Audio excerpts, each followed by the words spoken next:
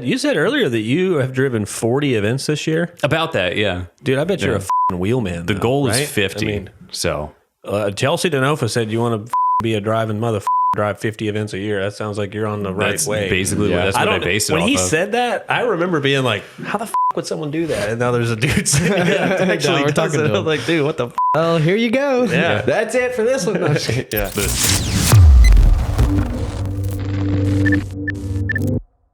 Welcome back to the #1 Drift Podcast on YouTube. I'm Dawson. I'm Nathan. I'm Andy. Let's get into it. So, a few announcements real quick. This is going to be kind of a unique podcast today. Don't see very many people doing what he does. But don't forget, we got the Christmas merch online, so go check it out. Links in the description. It'll be in it on Christmas. And then... Oh, the Black Friday show. I actually just showed him that. That'll be coming out. What day should we do that? Should we do it before Black Friday? Yeah, do it like a day before. Watch them fight each other. I feel like nobody does stuff on Black Friday anymore. Not anymore. It's always like the month before. We'll go the day before Black Friday until like Cyber Monday with a 15% off. How about that? Sweet. We'll keep the shirt up there longer, but 15% off. Give them a code. Use Whatever you want. use code Porsche because Dawson loves Porsches. Damn it. That's good. Porsche 15. Fine. All right. That's pretty good, actually. But you'll see the design of that and the launch and everything of it first on Instagram. So if you aren't followed there, go check that out. That's also linked in the description. And let us know about the travel podcast if you want us to do that a little bit more, like last week with the Showman Pod. I think that was actually pretty good. I know you haven't seen it yet, but Except for Delta. well, yeah. Dude. Oh, it was Delta that did you wrong. Dude, dirty. What? Get me dirty as fuck. Let's just throw that in with the bonus topics because Jesus Christ, that was a horrifying experience. But this is Andrew May, so I'm going to let him kind of introduce himself a little bit. Who are you? What do you do? Hi, my name is Andrew. Normally go by Andy May.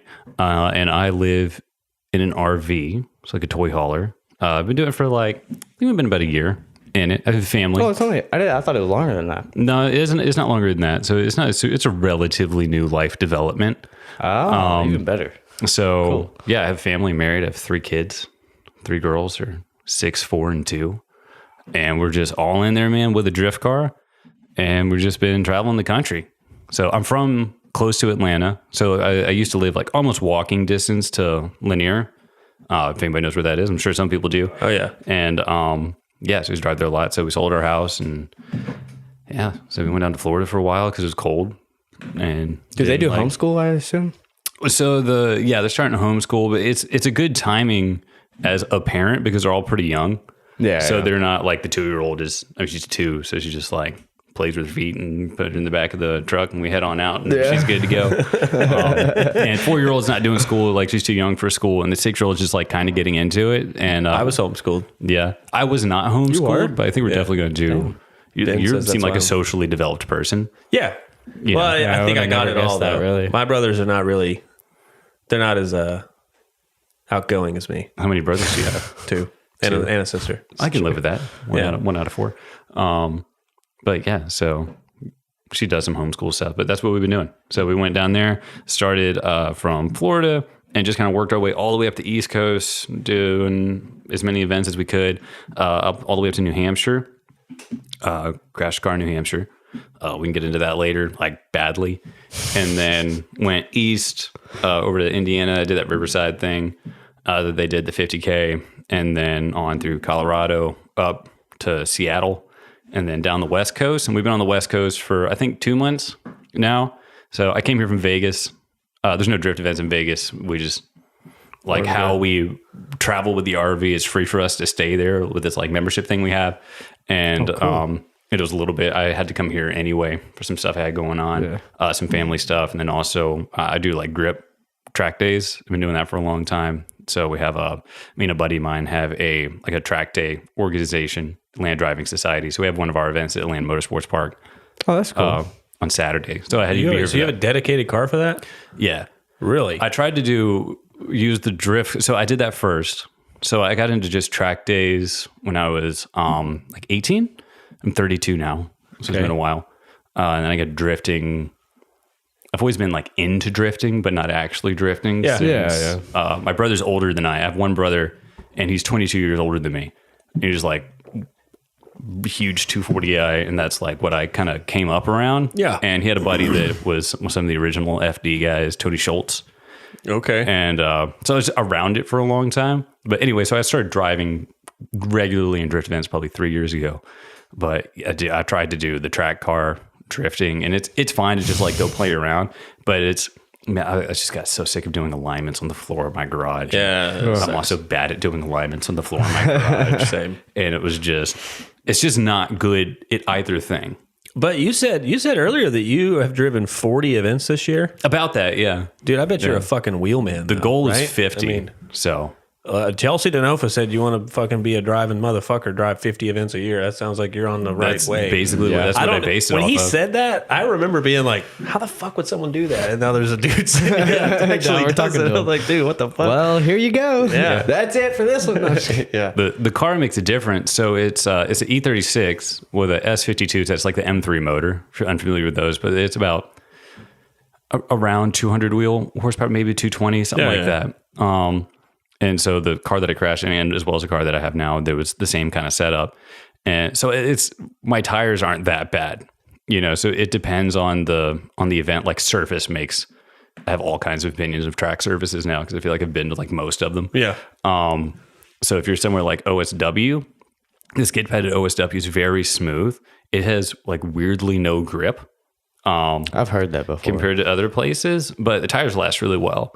And then also how they set it up, so if it's like do a lap, go around, get in line, and if you're sitting for 10 minutes or so, it's going to save your tires, obviously, really well. So somewhere like that, I could go all day on a set of tires. And at the time I was using like Volino Grivas. Those are good. Yeah, they're good. I found a tire that I like better that's lasted just the same. I started using Saloons. Okay. And somebody put me on those, and they're way cheaper per tire. Not after this podcast. And they last. And they last about the same as the Volinos. Damn, that's crazy. I haven't heard of those yet. Yeah, we'll see what happens with more power. But anyway, so I tried to keep my running cost as low as it can be. I mean, it's still like unreasonable. Yeah. They don't chunk at all. That's or drifting. anything? No, not that I've had. Good Maybe fucking they'll shit. start to get a little bit chunky on the outside edge for some reason. And I've noticed that they'll be a little bit sensitive to air pressure. So like my air pressure changes a lot. You know what I mean? If it's like some slow parking lot thing, I might drop it down to like 20. I'm trying to keep up with faster cars. But if it's like a big like 80 mile, 90 mile an hour entry or something like that, and some big sweeper or whatever, then we're like, I did Apple Valley in California. Did a little competition they had out there, the Drift League did, and I was at like 65 psi to be able to link that first section and stuff. So it's a big difference. So once you go higher, it seems like the inside wears a little bit quicker, almost like it's kind of ballooning. Yeah. But it's a small. You put 65 pounds in any kind of tire. Anything, it's going to do something like that. And anything over 30, it seems to do that, but it's fine. But anyway, so my running costs have been relatively low in what it could be with tires, but now the car's getting a lot more power, so I probably won't be able to afford to drive as much. What kind of motor are you doing? So on the more power, Yeah. So it's excuse me. So I went through a lot of nerdery trying to figure out what I was going to do, and it just kind of worked out through just a series of events that I ended up deciding to go with another BMW motor. And the main reason I'm doing that is just because I happened to be close to, and I kind of got connected with a guy. His name's Sam.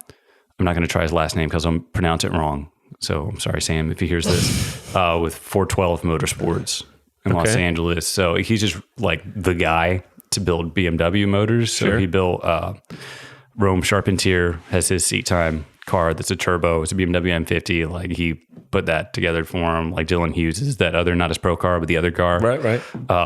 Dylan Hughes did that thing where he turboed it and then it blew up after a while and then he had it rebuild. So this guy did that motor. And I think this guy told me that Rome has like 16,000 miles drifted. Yeah, that's fucking crazy. On that engine. Christ. So we should be about 600 wheel on this one. And it's a BMW M50 block. So it's all the blocks are the same. I don't know how much you guys are. I don't want to like go on about random BMW stuff. So stop me. We don't know, but they'll know. we don't. Yeah. So the short version is you don't know. So all the like the 3 Series blocks are all basically the same block. It's just the bore is different. Okay. So they'll fit in whatever. So my S52 is like the biggest displacement. It's 3.2 liter, but they're not great for a lot of boost because the cylinder wall is tiny in between them. Mm-hmm. So you go to the lower displacement. So it'll be like a 2.5 liter. Nobody wants those blocks. And then aftermarket pistons and rods, a crank from a X5 SUV to increase to basically like a stroker. So it'll be 3 liters of displacement. And but then, with the thicker cylinder walls. Exactly, with the thicker cylinder walls, and then using a different head, a non-Vanos head, which is basically just a more simple, better valves and stuff. type stuff. Yeah, exactly. That's very cool. And obviously, I like that plan. I like shit like that. I like people where they take parts from other motors and make them work. Yeah, like a little Frankenstein motor. I like shit like that. Yeah. I have a plan to do a drag car later next year a little bit, and it's going to be something kind of like that. Let's just say, I'll say this. I purchased helicopter wing glue for this setup. So if you have any idea about how sloppy I'm about to say Thinking about that, a helicopter wing glue. Yeah. Man, that makes me just wonder, how do you apply helicopter wing glue? It doesn't matter. But copious amounts. We'll see. Just all the time. We'll see. We'll see. I was good. We don't have to talk about me. All right. So It could be a T-shirt. So you brought up helicopter wing glue. Yeah, well, I mean, I know, but if we just, because I feel like you're kind of a talker and I'm a talker, and if we just start talking, dude, we'll fucking never get out of there. I'll definitely a talker. We'll talk about I'll try to rein it in. Yeah, no, whenever we get done, we always go outside and hang out for a little bit. We'll talk about it then. All right, so we talked a little bit earlier about this. What do you do to sustain your lifestyle? Because obviously you said you sold your house. I'm sure that helped. But how do you fund the RV plus the 2 race cars and multiple tracks and 50 events a year and all that kind of stuff? So for the drifting, it's I have a pool service business in Atlanta. Wow. So I used to always work in cars pretty much my whole adult life. I did like marketing for companies, not like fancy marketing. I'm just good at talking to people. Yes. So I would work for different companies and go do like the auto shows and stuff. So if you ever go to like you go to Nashville, you go to the Nashville Auto Show or Atlanta or LA, whatever it is, like the people that the manufacturer has there are hired by corporate and trained and stuff, since they don't want you associated with the dealership because it's the manufacturer is paying for it. Right. So I would go do that, and I just kind of travel around doing that. It was a lot of travel though, so I threw a roundabout way and got into pool service. Yeah. And kind of built that up to not huge, but it's a great group of guys there working it. Good job, Connor. And Way to go, Connor. yeah, killing Cheers. it. And so that's how I afford things. It's just my job. So as far as the house, like selling the house, I try not to like get into that because eventually we're probably going to want to buy another house and we want to get like land and build a house and stuff on it. So we try to just leave that alone, but it's just money from my normal business and everything. But we're fortunate enough to be able to, we don't have a payment on anything. So it's my other costs are pretty low. So we can, That's good. That kind of helps get going. And then I try to set some kind of a budget Sure. for drifting. Yeah. So We know how that pretty goes. Yeah. You don't know if you'll believe this. The budget on my car was $8,000. That's pretty on the whole thing. That was my plan. Oh, yeah. I'm like deep into the 30s now. Oh, yeah.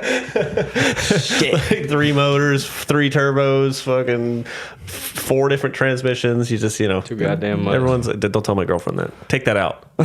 No, I'm just kidding. Don't take that out. Let her find out how much money I have in that thing. I had to go through expenses on this year's. And I totaled a car, so I had to get another car. And then this stuff that I'm doing with the engine and everything, and had to add all up. That wasn't ideal. Yeah. Yeah, it is. It is what it is. But and then the track car is actually just owned by my pool business because Connor, who's the manager and runs things while I'm gone, like my wife, especially my wife and I are still like active in it. It's not just leaving it alone, but I don't have to like physically do things. Anyway, Connor's like a major car guy. I've known him since he was like 14 years old. And so that's like the car that I use for the track stuff, but that's also his track car to use when he wants, like a managerial perk as well. That is That's one hell of a perk. convincing. Yeah. Yeah. Write that down on your Again, employee also packet. my wife's idea. She was like, she said to him on the phone. was gonna and say, I was in there. so And she was that- like, we should get a company track car. I'm like, yes, we should. And the secret You to those nailed things that is one. I had it purchased before she had any idea what happened afterwards. Because You're right. By the way, I have a surprise. the moment that happened, I'd like texted a couple people I knew that worked at like shops that I knew would know people with like ready to rock track cars. Yeah. And I'm like, yo, this is what I need. I don't need anything like crazy, but this is what I want. He's like, oh yeah, this guy. I'm like, boom. And then a week later, my wife's like, where are you going? I'm like, I'm going to pick up the car. She's like, perfect. It was like, it was your idea. She's like, I did say that, but I didn't think. I'm like, no, you said it. It's too late. Too later. Bye. Let me know if you need anything. Yeah, no, she is an incredibly supportive wife. But Okay, She knows the story though, right? what? She knows the story though, Oh, yeah, right? She's not yeah. about to. Okay. Oh yeah, no. Well, does she know? All right, so this is a good segue into this. All right, so what clicked for you to like drop everything and just go racing? I think it was just a relatively early midlife crisis, maybe. Man, I was hoping for like the neighbor was like leaving dog shit on your porch or I something. You're really like, fuck didn't this. like my neighbor. See? It wasn't quite that bad, but it takes a lot to get me angry. I'm like fairly outgoing, but it takes a lot to get me angry. And he is like one of two people that I just like yelled at. Really? And, yeah. Normally my wife is like maybe a little bit more hot tempered than I am. And she had to be like, you should go inside. But yeah, so we just kind of, well, I'm sorry, we got talking about it, and I got into drifting pretty well, but I've always been into car stuff, obviously. Had a little bit of a knack for it, but not like a great race car driver or anything. And yeah, after a while, she was just like, what do you want to do with drifting? And I was like, man, I'd like to like really give it a go, and kind of got to a point in my life where I could maybe like stretch it a little bit financially and not like use all of my kids' college money or whatever, Right. And she's like, no, we should just like go for it. You know what I mean? Because I was starting to think, and like I see these like 18-year-old kids and stuff out there, and they're just, they're got everything they could possibly need to get it going. You know what I mean? I never had that. Right. And so I was like, well, you know what? I could probably actually pull the trigger. I was 31 years old, which felt old. I was like, I don't. Fuck yeah, it feels old. I didn't feel that old until I'm out there like driving with this kid down there, and I was just like, he was 16. I'm like, he's literally half my age. Yeah. That makes me feel old. I don't ever feel old until I talk to one of them, and then you like, no offense, you ever talk to a 16-year-old? Yeah. They're not very smart, and it's not their fault. Yeah, I'm sure. I'm sure I sounded dude, like if an I met idiot when I was 16-year-old me, 16. I'm like, dude, listen, it doesn't get any better for you. You're an idiot in 30 years too. All right, like, but I just don't. I always feel super old. They'll just be like, "Did you see the new?" Whatever the thing. You can't even name one. I can't even think what it 24, is. and It's I like, start dude, you just seeing talk to a those already. 16-year-old. It's like, holy shit, dude, you think you know everything and you don't know dick. You don't know anything about the real world. So yeah, I agree with that. I've been out there talking to someone. They're like, dude, I like your car. And I'm like, thanks, man. What's your car? I'll start talking to them. They're like, yeah, my dad gave me an allowance for like, 4 months. And then I saved up and he pitched in half. And I'm just like, what the fuck, dude? Allowance? Did you say allowance to me? It's just crazy. But yeah, so I mean, my parents were kind to me when I was young, but it was never supported in racing or anything like that. Besides, like, oh, go do track days. My brother was into it, so that's what kind of got me into it with his 240. But anyway, so I was like, you know what, take a shot at it. I remember seeing. I don't really like watch the Joe Rogan podcast, but I remember seeing a clip of it where I don't even know who he's talking to, but it was just like, if you're thinking, man, I should have started when I was younger. Well, you didn't. now. Yeah. So you can't change that. So might as well go now. Right. He's got some good clips, I feel like. Yeah, he does have some pretty good like wisdom clips. But anyway, so that was kind of the start of it. And she was just like, well, you should just go for it.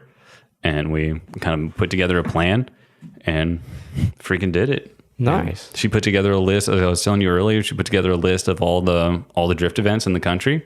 Because there was it's called 50 States of Drift. I've seen that website where it would have like a list of events. I've heard of it, yeah. But they didn't do it for 2021. And that's why I needed it. So we're like, well, that sucks. So yeah, she put it together. And I mean, she's the one who put like found everybody, and at least everybody has a schedule. You know, drifters aren't known for their organizational skills. Mostly as a group. No, but as well as she could. And then she put together this whole list. We put together a simple website that's just like the Drifty by Nature thing that we started, and it's on there. And yeah, because we made it, or she made it. We're like, well, no sense in keeping it to yourself. So I just threw it up on a couple Facebook groups, and a few people like chimed in with some that I didn't know about. So we added those to it, and we'll probably do it again next year. Sick. Yeah, we'll have that in the bio. We'll have the link in the bio for that. Description. Very cool. So did you just get a new tow rig? You mean recently, or like for this whole trip? Or recently? Or No, I've had the same. who was that then? Wasn't somebody that was about to come on just got a new tow rig or something? I don't know. don't Dude, know. I've spent the last 2 days going through car reviews. Tell me. Well, anyways, tell me about the whole rig setup. Yeah. that Tell you us about have. your RV setup. So the RV, it's actually like a toy hauler, like a fifth wheel. So it's like a gooseneck hitch. Oh, okay. So it's not a driving one.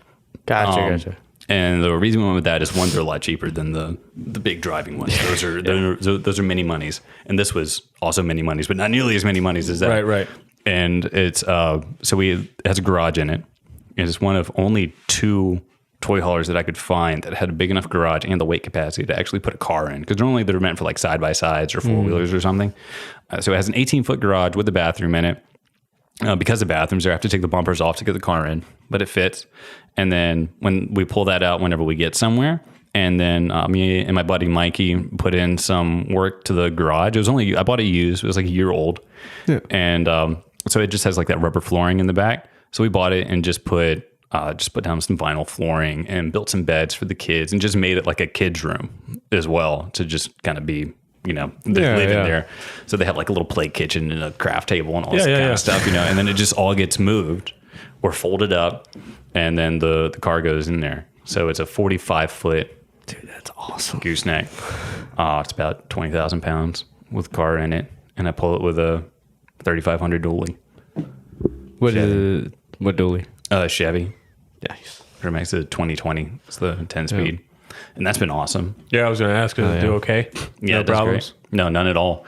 And it, dude, it's especially like going over all the mountains. I mean, going up through the Rockies and down through the Rockies. We tried to hit some national parks too. So we've been to like up through Yellowstone, up through Glacier National Park. Like, it's the big mountain ranges in America. This thing has been up and down it. And it's no just problems, huh? Going down the hill, dude, you hit the exhaust brake, and she just holds it. Every now and then I have to tap the brakes and my downshift or something to hold it back. But 20,000 pounds down 20 miles of a 7% grade, and she just unkillable. Just holds it. That's awesome. Goes on Very down. cool. Yeah.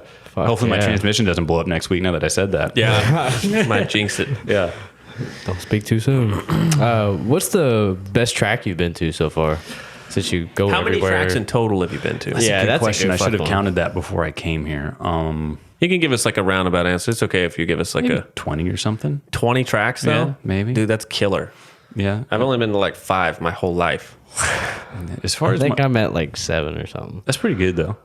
As far as my favorite, it just kind of depends. As far as the track layouts, I think Summit Point is pretty cool. You guys ever been to Summit Point in West Virginia? No. So it's kind of up in the mountains. I feel like it's the closest thing to an American Ebisu as you can get. Okay. And they have, don't quote me on this, but I think 5 separate tracks. So it's a massive, massive facility. Huge complex, huh? Huge complex. So it's literally America's episode. It is, yeah. So we got there and they had this big vintage race going on. Yeah. And Drift Nirvana are the guys that run the events there, and they do like a little payout as well. It's a fun competition. And so we went up there, and it's just lots of elevation changes. And once a year, I think it's happening pretty soon, they have an event in December where it's just the whole facility is open for drifting, which doesn't normally happen. Any of the 5 tracks. Any of the 5 tracks, yeah. So when I was there, it was smaller. So it was 2 tracks. One of them was not a track. It's kind of like a huge skid pad kind of a thing. And then the other one was their Jefferson Circuit, I think they call it. And that's a large road course, pretty large. So it's not like Road Atlanta size, but it's a pretty big size. Yeah, so they could separate it. So they had, if you wanted to do a competition, the right side or whatever it's going to be for the competition, go over there, line up and practice and do some tandem practice and stuff. And the other side is there's enough track, or if you just didn't want to do it, you just wanted to drive, you could do that. But it's just that part of it, that section that we did that day was just, it was fast. It was in my car that wasn't super powerful. You know, it was probably the top of third entry. Your old lady's here, I think. And yeah, it's just like up this big hill and like a little yump right as you transition, and it was just tons of fun. Yeah, that sounds awesome. So I think that's my favorite track. E-Town is cool for I've heard of that one. Yeah. for the vibe. Have you ever heard of Seneca Circuit? I have heard of Seneca Circuit. I didn't go there though. It's like I don't know if it's. They can correct me in the comments, but I think it's like a mile and a half long. Oh, really? Yeah, it's just a wide road course, like a straight up toad course. It's a mile and a half long. All the elevation changes. They do night events and stuff there, but it's like 10 hours away from here. Oh, yeah. Like going northeast, I think. Ooh, this isn't in there, but I think that's what's where- the I don't know. longest? I don't remember what state. What's the longest haul you've done so far? Like In one shot? yeah. I used to travel for work. Have you ever seen The Goods? You ever seen that movie? Yeah. I used to do that job. Oh, really? Yeah. So the longest I ever did was 22 hours straight, and I did it in a 2003 Pontiac Sunfire with only a Bluetooth speaker. His name was Brian Pollock, and we bought it for $300. And dude, let me tell you something, dude. When they in the movie where they make it sound like those guys are some Wild West cowboys, that's really what it was like, dude. It was crazy. But it was miserable. That was like one of the only times that I talk about that. It's a good memory now, but I was like, dude, it sucked ass. Sucked. Yeah. You're in the sure car, it you're did. sweating with this other dude, you know? You're both just like 18 more hours, you know? Just crazy. So what's the longest straight haul you've done to go to an event? Or just anywhere? Like just what's the longest one-shotter? Honestly, not that long. Probably like 10 hours. It was probably 8 hours on the map. So because we have like a decent amount of flexibility, and I'm not like trying to get anywhere besides the next event, and I have the kids. Sure. So I'm trying not. I've had no blowouts or anything yet. So we'll see. But I keep her under. I keep her under 65. Keep jinxing yourself on this podcast. do. Man. You know what, man? I'm like, we don't claim anything. No liabilities I've here. lived my life, but this is not going to happen. It hasn't happened yet. You know what I mean? So We hope so, man. We're just here gonna, for you. I'm just gonna power through it with positivity. I'm gonna blow a tire and be I know like, you're gonna, it's like, not blown. Keep going.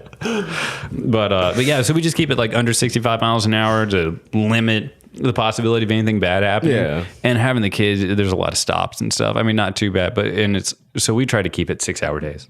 Okay. Yeah, that's not crazy. Yeah, All right, and cool. we end up getting this membership of something that's called like Harvest Host. So it's businesses. So I try to make sure it's like a brewery or a winery or something like that, where you can just post up there for a night. So we'll book those. Like if we have what would be a 12 or 14 hour drive, we'll split it up and we just pull the RV into one of those. They have food normally, just get food, drinks. I don't back the car out. So the kids just like sleep there's a couch. Kids just sleep on the couch, put the baby's bed on the floor, and they just sleep there. And Okay. we do a one nighter and keep going. So it takes a lot of like the stress out of these long travel days because we do it so much. We just try to keep it as low impact as possible.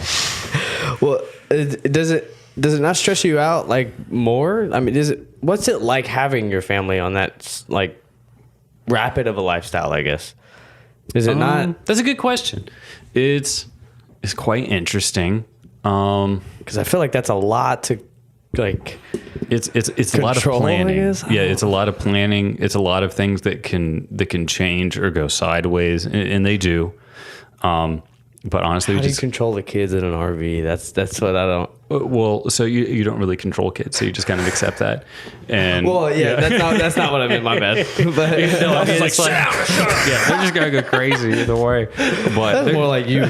they're pretty chill in the car, and when you're just living out of an RV, just in general. And we meet a lot of other people who do that with families. Not with a drift car, but they just live full time in an RV, and it's. Do they look at you like you got 3 dicks when you tell them that you have a drift car in the back? Yeah. Yeah, I bet they do. I bet they do. Yeah, they think it's super weird. Although it's like weird. We stayed in Daytona, Florida, like right before Bike Week, or anywhere in Florida. You live in an RV park in Florida is like you just always live in a retirement home. Yeah. So it's like as soon as I back the car out, there's a bunch of old guys that are into hot rods or something like that, and they're like, "What are you doing?" Or I'm like working on the car or something like that, which is a whole nother challenge in itself. I'm working on the car or something like that, they come over and they're like, "You need some blocks of wood." Or like a tools. I'm like, no, I think I'm all right, man. I got it. I'm like, okay. you want to help or hang out? You're like, yeah. So you always had like guys wanting to help me. sure. It seemed like that was mostly isolated in Florida. But I feel like people in the South. Oh, that's a good question. So, is it genuinely true that most Southerners are more hospitable than Northerners? I have found that to be true in my travels. But yeah. yeah.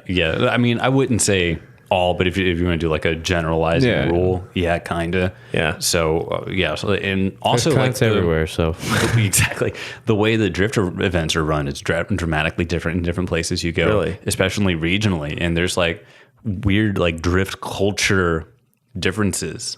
well, what's the differences in up north compared to here then? So like a major difference in different regions would be like tandem etiquette. You know, so I kind of I came up with iTrack in Georgia. You know, so we would do Atlanta, and they had this big event called Fall Double down like middle Georgia, and it's just like once you can link a course, get out there and start learning how to tandem, and we just do these like long tandem trains where it's like, if you want a tandem, get in the line. If you don't, stay out of 13. it. Remember I did the 13 in Clarksville? I stay away from Dude, those. I knew I was going to crash, and I was like, I was like 10 beers in. I was like, oh, fuck it. You know? I didn't crash though, so we're good. That's good. So you just jump in these like huge tandem trains and with people, and you're just like, you get behind somebody, you're like, you good? And yep, sure. Trial by fire. And you go for it. Yeah. So We're gonna find out. If you go up north, not all the way north, so New Hampshire was different. New Hampshire was like being down south. Everybody's super. Not that people in the other northern states weren't friendly. It just wasn't quite as outgoing and kind of jumping out there. You know what I mean?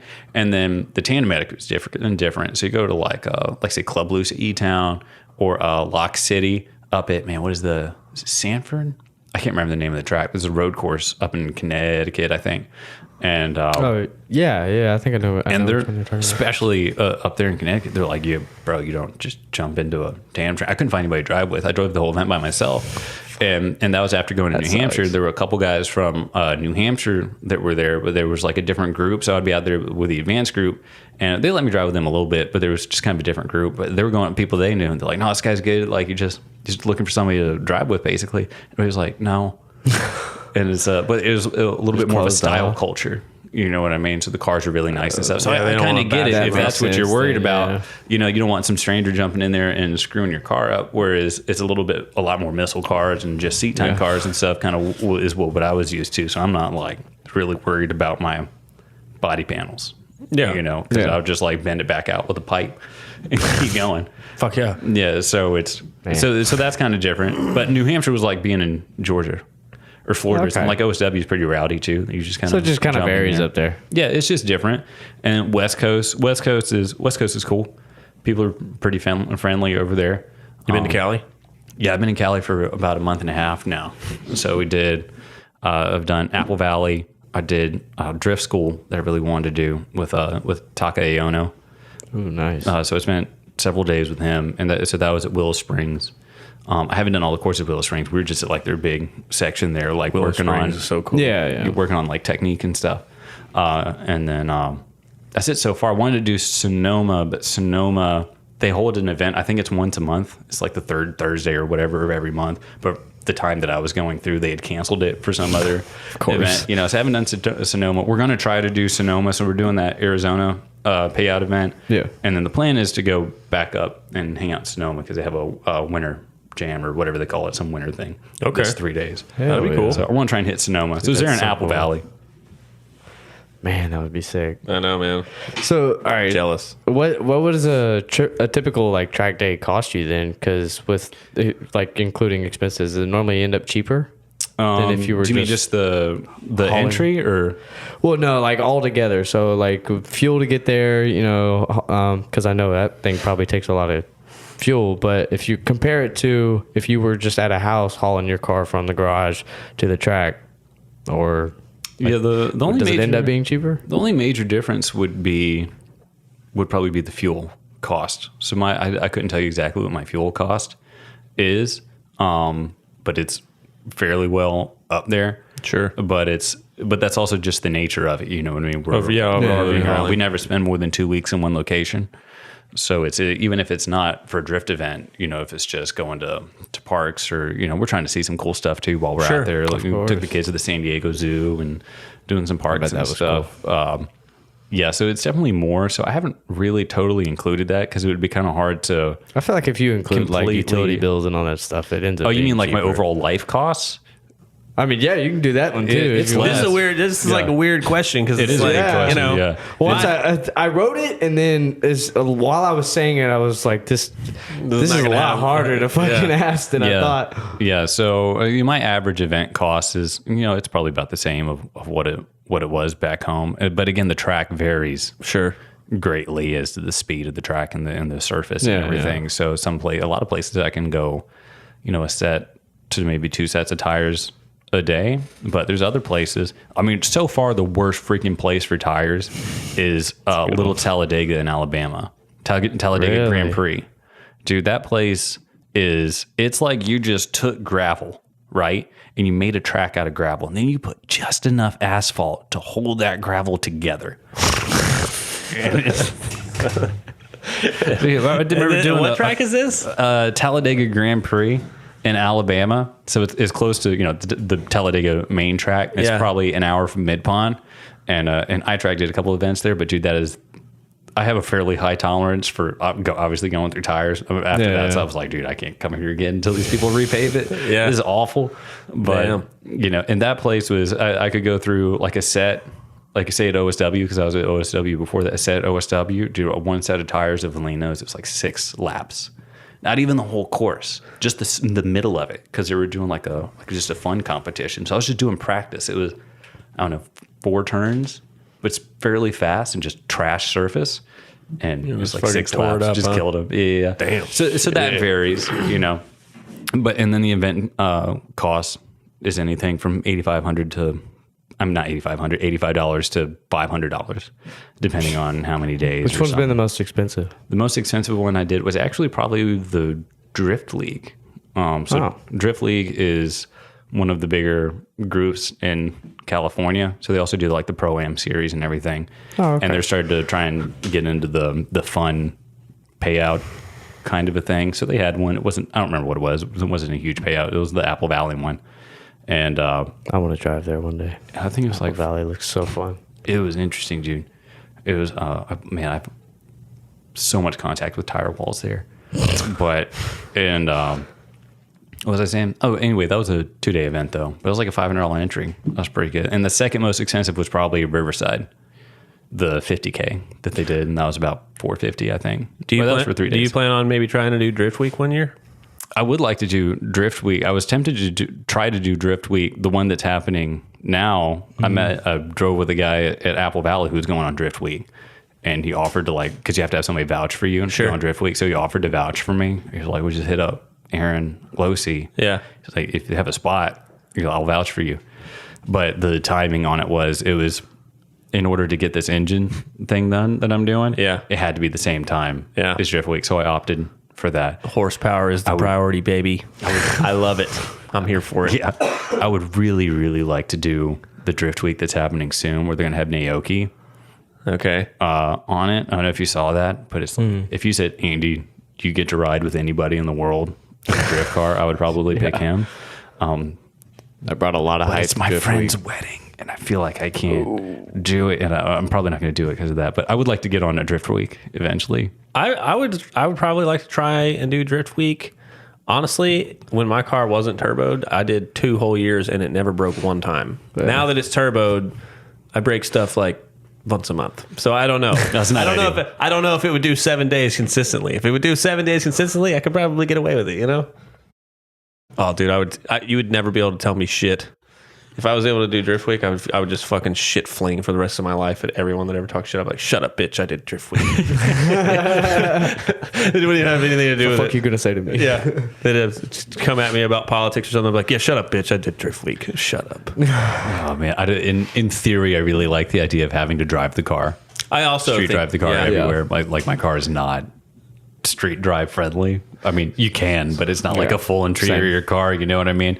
So my back might hate me for doing it, but I would like it. I feel like that adds. Have you seen my car? No, I haven't. Okay, I'll show you pictures after the podcast. But my car is very not. It's a street car.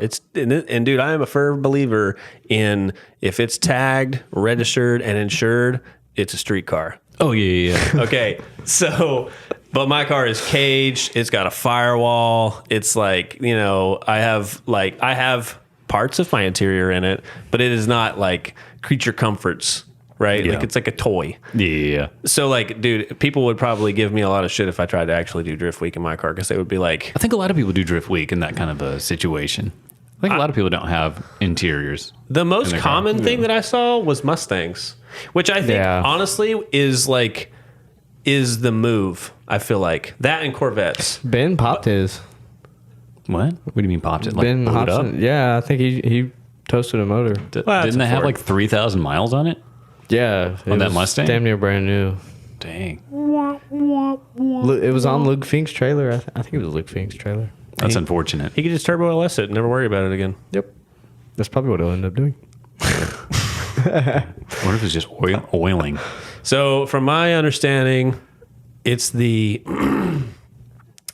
on the 5.0 there is an oiler like ring, and the faster you go, the more oil it pumps, but it's based off rotational force instead of like a squish style, like how the Mellings or a stock LS pump is. It's got some sort of it's like a what do they call it, man? It's not helical. It's got a helical gear inside that's what drives your oil through the engine. And the more you spin it, the more force it adds. And then I've seen videos where guys will take them and throw them on the floor and they'll break. Now, I would like to say that I have also seen people take a brand new cam and throw it on the floor and it breaks. So it's not designed to be thrown. It's designed to be spun. So I don't know that that's really what that is, but that is primarily the problem I've heard about the Coyote motor, that if you change the oiling ring and Just some like better aftermarket oiling I ring. can't remember. I think they use a billet ring is what they change it to. I don't know. That's just what I've heard. So if that's what happened, then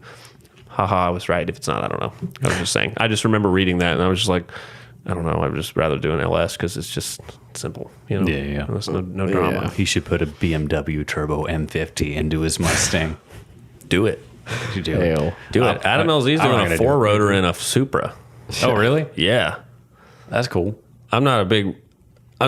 I know about rotaries because my buddy has a rotary and I helped him take it apart and put it back together. So I know how they work, but also I don't want to... That's no. It's just I like the sounds they make. dude, me too. I think in theory they're cool. Oh, they do cool things. I mean, there's fire and they sound awesome. So I mean, yeah, I'm for job. I'm for that for racing. It's just like like everyone thinks that you like an LS because you're like, I like the way it sounds. Like, no, dude, I like that I can go down to the local junkyard and get one for $200. Yeah. A plate for a rotary is more than $200, and you have to have 8, right? No, more than that. 1, 2, 3. I don't know. I don't remember. I think it's 8. And I have one sitting outside, so. Oh yeah. Yeah, I won't say that I don't remember because I never knew. Yeah, I don't know. I do know, but I can't remember right now. Okay, so has the travel RV lifestyle opened up opportunities, or are you still in the stages where it's still kind of an expense? It's definitely an expense. Okay. I'm hoping to try and pick up some kind of like sponsors and stuff next year to try and make it less of an expense. Sure. In drifting, man, it takes a lot. You should vlog. There are by the way. very few people that they're making money off of it. Even if you what I just mean? did TikTok, like, vlogs. I've Yeah. been doing some TikTok stuff, and I'm an old man on the inside. Dude, me too.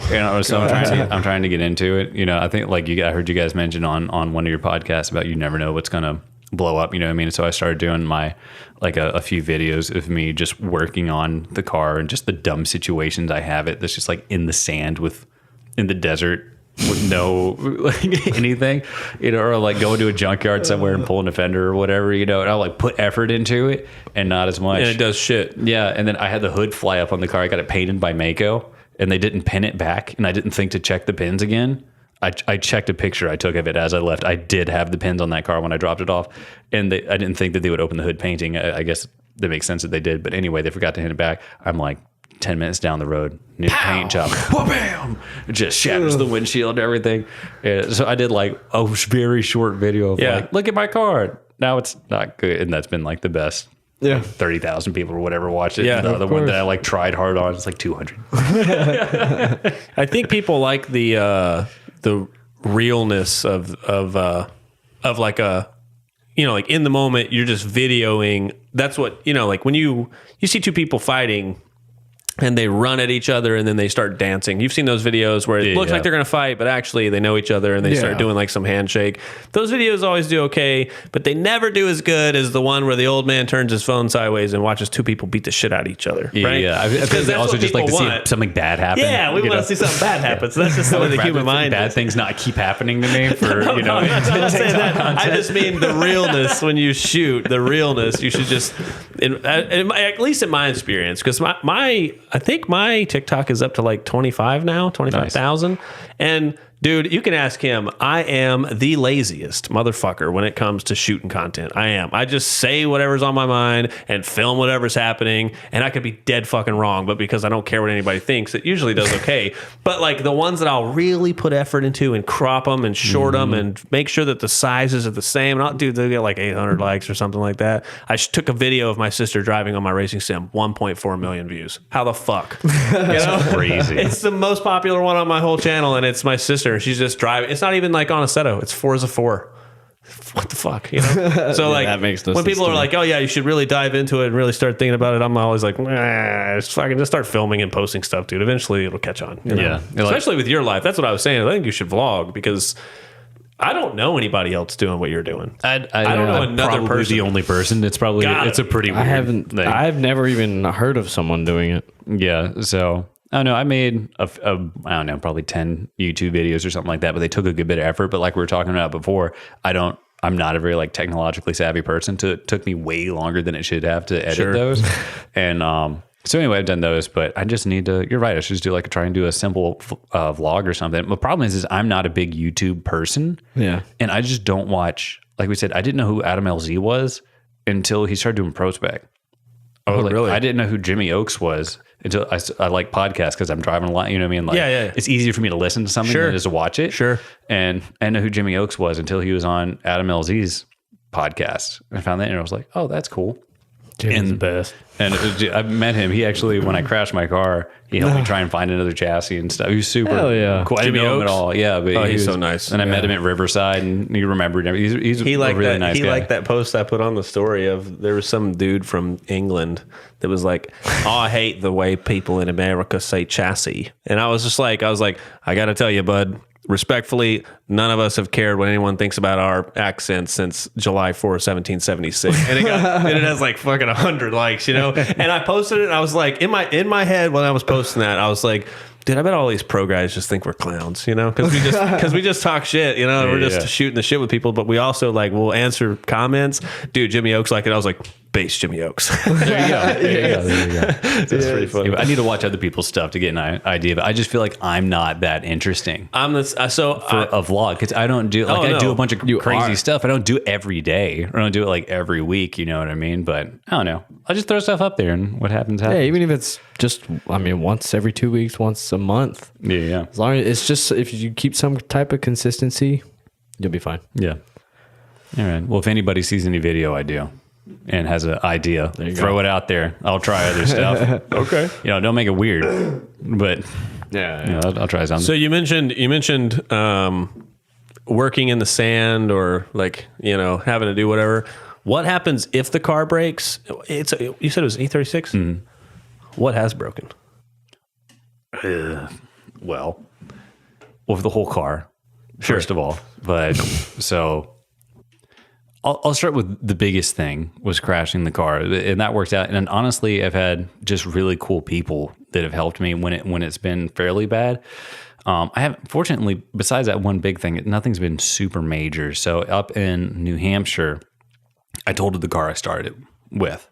I had it for a long time, and I would just leading a tandem train, and I just always have to be close to the wall for some reason. And I just had like an inch, like that much less grip than I thought I did, and just went towards the wall. I'm like, well, crap, and tapped the wall, and that brought me around front into the wall, and then the guy behind me just a 350Z just accordioned me into that wall, and I think that's what killed the chassis. But dude, the guys up there at Nedco, which is Northeast Drift Company, something. Everybody up there was just so cool. They're just trying to help me out, and that was so. A guy that I was driving with a lot during the day, Orion. He had a shop down in Connecticut. It was about 3 hours away or so. And I just AAA'd my car down there, and he put it up on a lift, and we checked it out and saw the chassis was killed. And I bought his seat time car from him, which is what I have now. Because I tried to find a chassis. I couldn't find one. I mean, I'm from down south, so you get some rust. Sure. But when you're shopping for cars up there, people are like, this doesn't have a lot of rust. I'm like, the floorboard's gone. What do you mean it doesn't have a lot of rust? So they're like desensitized to it almost. Exactly. I feel the same way. I used to sell cars in the north, and they were like that. Don't have that much rust. You're like, are you sure, man? But people up there were just so cool. I was getting some of those guys like texting me pictures of chassis and stuff that I found on Facebook. One guy's a tow truck driver, and he happened to be like passing by somebody that he saw had one, and like on his routes, he would like pull over real quick and jump out and like take pictures underneath the car and everything. Yeah. So that was, I wouldn't have been able to keep going if it wasn't for those guys. Sure. So I bought his car from him, and I just had like a little bit better ankle kit and suspension, stuff like that. We stripped the car down and got it caged. His car didn't have a cage in it. My other one did. You kind of need a cage if you do a lot of traveling. I would imagine that most people want you to have it. A lot of places you're going to do tan require a decent cage. So guy up there, Norway Nils, fab. I mean, he had like a long list of people, and he was like, dude, you're in a tight spot. You're kind of stuck here. And he like got me in and had that cage done in 2 days. What a badass. Like he done so many E36s that he just had like a folder of exactly the bends and the measurements and everything. And dude, I brought that car in there. I stripped it down for him, brought that car in there. He was already bending pipe. He's like, all right, pick it up in 2 days. It's like, for real? I'm like, yeah. I'm like planning in my head, like, there's no way this dude's going to put this out in 2 days. Sure enough, man, like halfway through the second day, he's like, come get it. Damn, what a badass. He's done. And it was a good cage. She was a lot better than the one I had in my old car. Yeah, so that was a big thing that happened. And then outside of that, it's just been little stuff. With like some cooling issues with that car, it ended up just being like a bubble in the system. But you know, I'm like whole event jacking the car up and stuff, trying to get air out of the system and everything. Vacuum bleeder on a radiator is the move. Yeah, I learned that lesson on I did rear mount on my car. It's in the trunk, and it was like black magic to me, you know. Like I tried to bleed the car like this, then I tried to bleed it like this, then I put it in the air, and like this, and this, and this, and it just never would. Then we put a black and beater on it. 30 minutes is all the way bled. And that's how it got fixed. Is I never got it perfect on that event, and somebody told me about a dude, and I brought it over there to him, and he did the hello cat. He did it, and the car was good to go. But besides that, I've been pretty lucky with the car braking. You know, so besides, I'm trying to think what else has gone wrong. Honestly, not a whole lot. Mostly just body damage.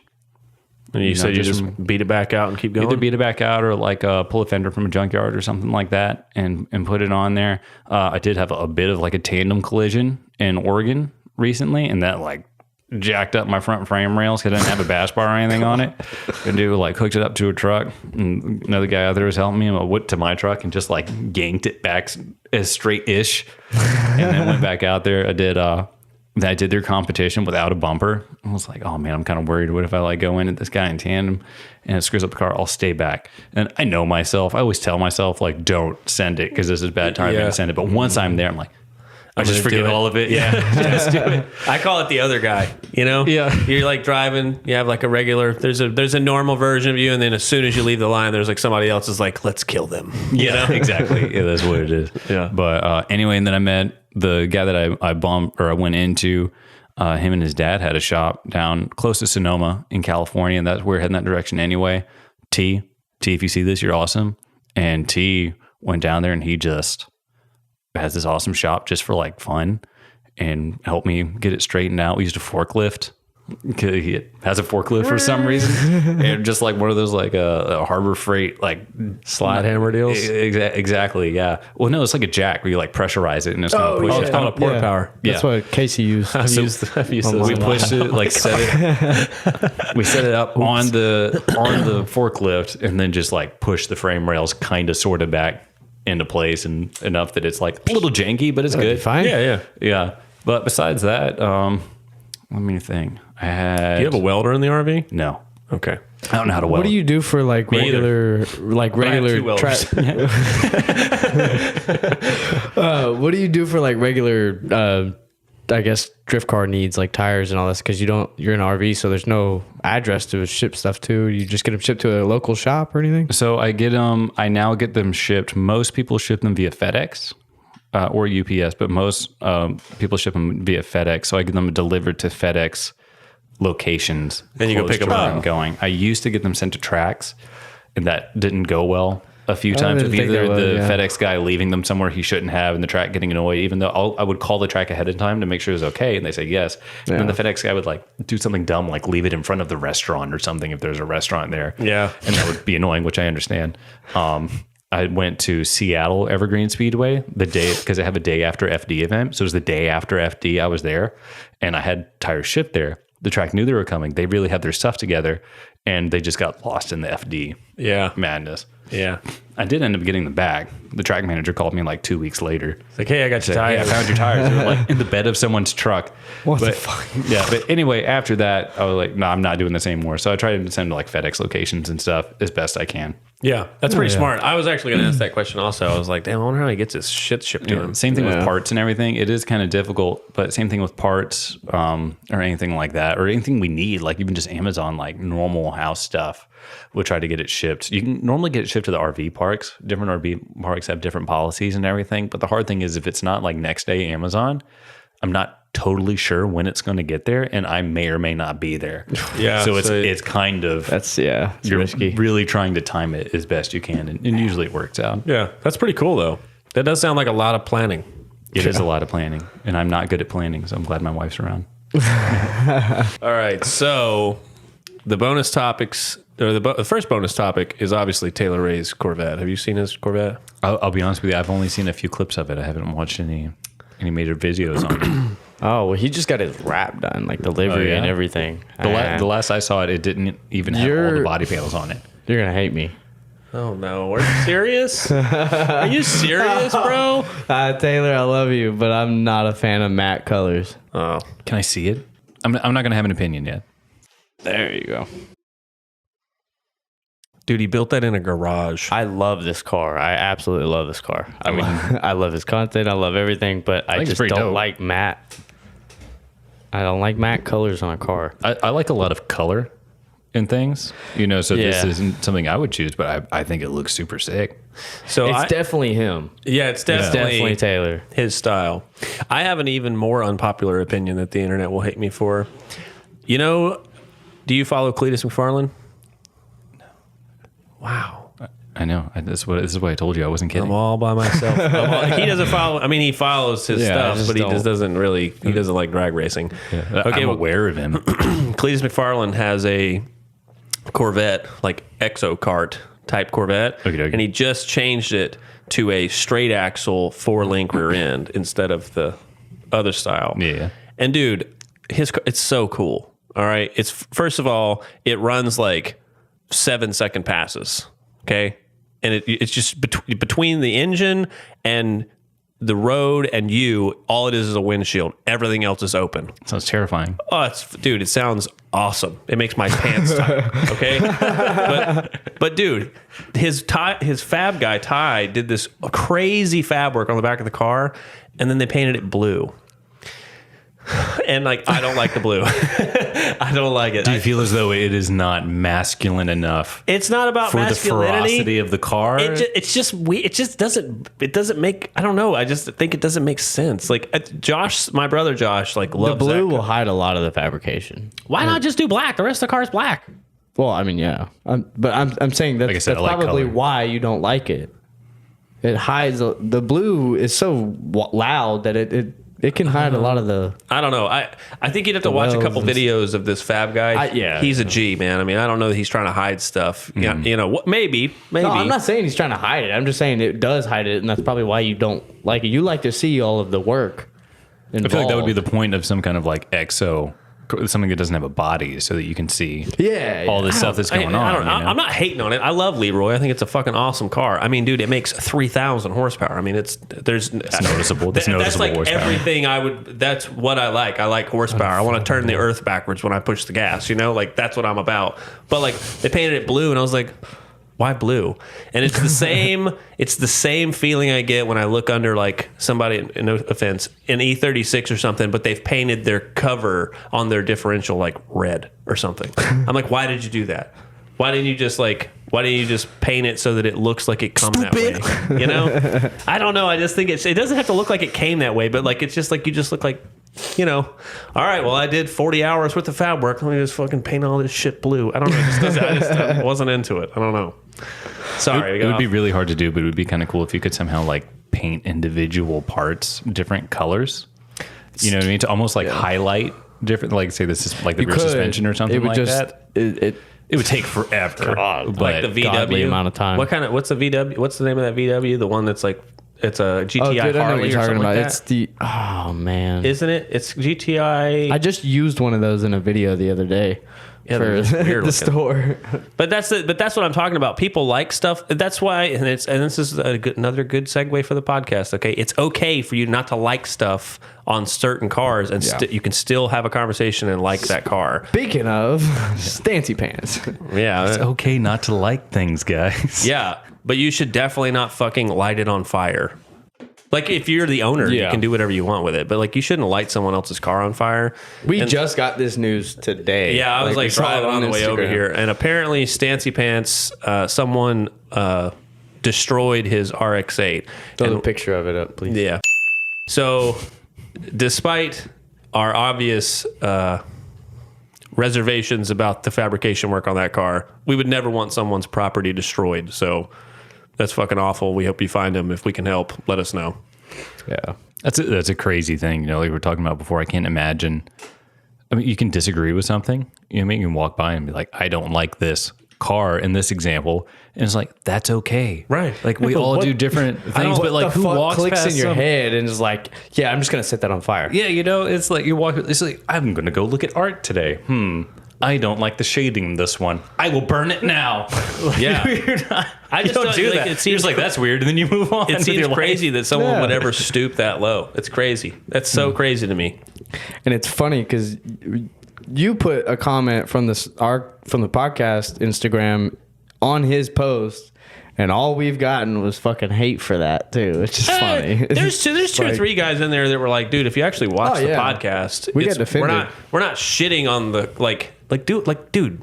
I've talked shit, but I've like talked about, you know, the mini truck guys with the beds. I don't get it, bro. I don't get it. I don't know what it's for. You're not using it to dump gravel.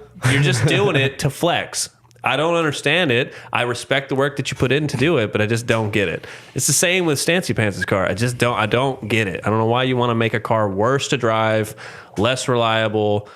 And in my opinion, after looking at some of the welds on that car, kind of unsafe. Now, whether or not that's true is pretty much up for debate unless I laid my actual eyes on it. But like, you know, I've never been like, wow, that's horrible. I hope it bursts into flames, burns to the ground. That's awful. So, yeah. And you can take this last for all you people out there that are hating, he actually likes us. Yeah, we've talked to him a bunch. Like, he's cool.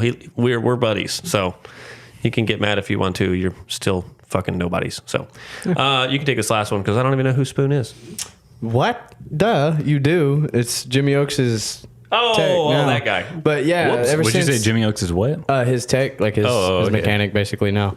Yeah, I do know who that is. But while he's on, Jimmy Oaks is on Drift Week, Spoon's been like the at-home character for the shop videos and stuff because they keep going back and forth between track videos and shop videos since there's like downtime during Drift Week. Since it's technically Drift Week is 2 weeks, it's not a week. But yeah, that's all I was saying. Spoon's has been like a good character for the channel. This is like the fourth time I've said this on this You podcast. fucking suck. I know. I'm going to have to just go binge watch You probably every haven't single even fucking video. paid attention to that, have you? No. I'm sorry. alone We're just in this old. I one. wish I could. I could start like trying to make stuff damn up it. for you, but I feel like you would eventually figure out that I don't know what I'm talking And I've about. talked to Jimmy Oaks like from my personal channel before. Like I like him. I just haven't. I don't watch enough of his stuff. Every time I say I need to, I go home and like my girlfriend's like, we need to build this table or something. You know? Oh yeah, there's always the thing. There's always something to do. You know, so I just never get around to it. I don't know what it is, but I've just never. Maybe that's why I hadn't like really kept up with a lot of these like common YouTube personalities that a lot of people see. Is I just have never been really interested in watching someone else build a car. Well, bro, you're a whole YouTube personality. You just don't have a YouTube. You have a fucking RV with a car in it. I think that's it. You know what I mean? It was like I just TikTok don't. would fucking love you. I said it earlier. I haven't seen it, you know, and it's like it's cool. Like I think it's awesome what they do. Like I said, like my limited experience with Jimmy Oaks, an incredibly nice person, but like watching somebody build cars, I'm just not super into it. I probably should be because I'm not a very good mechanic. I'm majority of the time. I'm obsessed with YouTube, but We're the same. Me and you are the same. if it like the car still moves and turns, I'm like, it is fixed. Let's go get in the car before it breaks again. Oh, it's fucking funny. take advantage. Yeah. All right. Well, this is your favorite time of the podcast. Oh, can I do this now? All right. Dude, I love this part. This is my favorite thing. All right. So this one was on the story, so some of you have probably already seen this. Hey. I'm doing the hater comments. I know I'm telling them. Dumbass. All right. This is the part of the podcast where I go through and I find all of the hateful comments from the last week and I talk shit about those people. And unlike the story from the podcast on Instagram, I like dead name people. So this guy's name is Jacob the Meerkat. He's got a picture of a Miata. Ooh. Yeah. And so his initial comment is to us pronouncing the word chassis. And he says, hearing Americans pronounce chassis. And then he has a little throw up emoji. But I read it as like, hearing Americans pronounce chassis is weird. So I said, sir, respectfully, we haven't cared what people thought about our accent since July 4th, 1776. Now, in this screenshot, it has like 21. I think it's up to like 100 now. Like a lot of people like that comment. And then obviously I put it on the thing and I put it on the story. All right, so this is on, dude. The Adam LZ one is still going on. I keep telling you we should do like hot takes again at the end of the thing. It works so good. Like, dude, you guys think that they act like they hate it, but they actually like it. They are commenting on. I got an idea for that. We'll discuss that after the podcast. Okay, so this guy named Brazil MK4, which I'm assuming he probably has I didn't include a screenshot, but anything Mark 6. I'm going to assume is Volkswagen related, so opinion rendered useless. He says they don't want to analyze, they just want to drum up drama so people comment. And I said, we analyzed it in detail with multiple guests and have gotten responses from the likes of Chelsea fucking DeNofa. If you don't like our content, that's fine, honestly. But but at least tell the whole truth if you're going to comment on our platform, LOL. And then he ended up going on a big tirade, and it ended with like being like, you don't know what you're talking about. And I was like, dude, we've had like 35 plus hours of conversations about nothing but fucking drifting. I mean, I might not know it all, but I feel like I got a pretty good handle on it. You know what I mean? What the fuck? So then Rob Fant, I hope I'm mispronouncing your name. He said, no different than bringing up people to try and leech off their following. Like he's trying to make fun of us for name dropping because we're having discussions about people. And then I said, oh yeah, it's the same as a Drift News Source podcast bringing up people relevant to drifting. Sure, bud. He was like, relevant, yet you bring up something from how many years ago and then in the comments contradict it. It's done simply to start discussions to get comments. And I said, no, it's a 9-second clip from an hour-long podcast taken out of context for views, you big hairy turd blossom. You can always tell who's manning the comments between the two of us because Dawson's like, that's not true. And I'm like, listen here, you fucker. You know? Hang on 1 second. I need to know. I know that you apparently have a notebook that you wake up in the middle of the night and write down jokes. Do you also write down insults? Because there's no way of course. Yeah, I do. Cow-eyed moron. Be dreaming about his worst enemy. Dude, and I remember writing them down, but the next morning when I get up, it's like you're trying to think about why you wrote stuff down. It's like your dream journal. Kind of, but like, dude, imagine waking up to cow-eyed moron. There's no context. It's just like you just wrote that down, and I'm like, why did I say that? And then I just used it in a sentence, and the person was like, "You just think of that right now?" I was like, "No, I thought about it at 3:00 this morning." You know? You're just like, all right, maybe I'm a psycho. Stop telling people about my journal. All right, so, and then he said, "Strange, you made the assumption I'm basing a comment on a 9-second video instead of a full hour, but typical of fancy.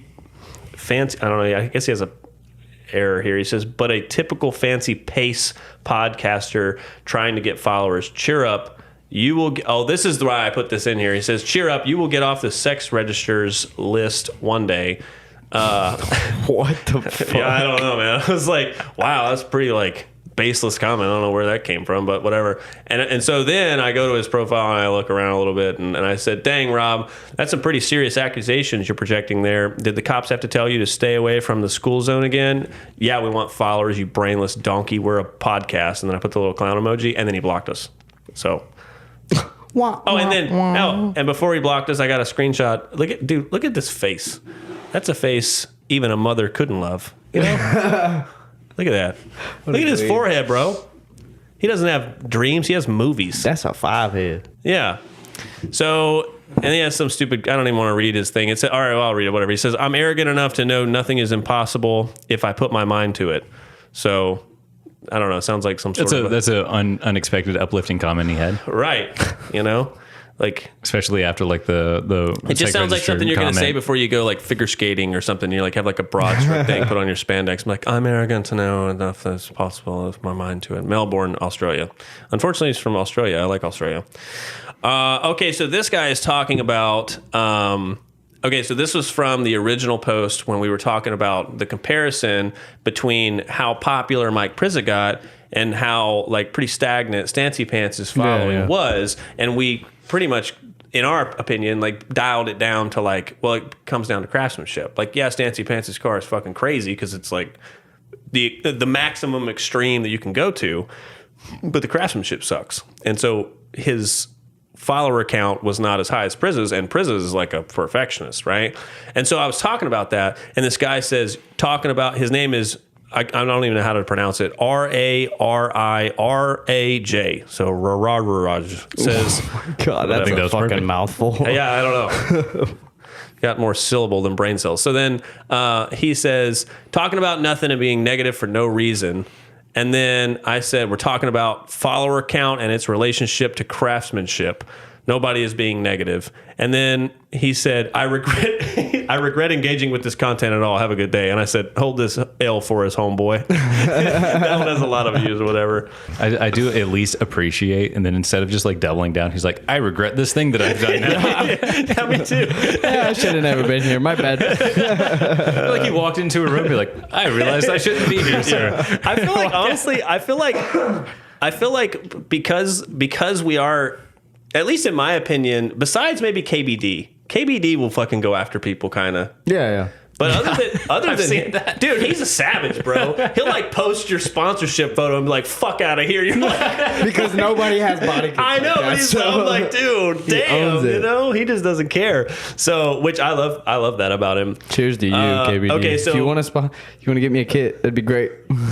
No, don't say please. That. Just kidding. Like, who the fuck is this podcast? I'm not giving them shit. Okay, so the car reviews is next. I don't know if you guys want to start. How do you want to start this? You want to? Oh, fuck. Okay, so am I involved in this? Yeah. Okay. So this guy, his name is 0 Hour Drift on Instagram. He responded to one of those posts that I made that was on the story or whatever, like laughing. I think it was the one where I was like telling that guy, I don't give a fuck if you think about my accent.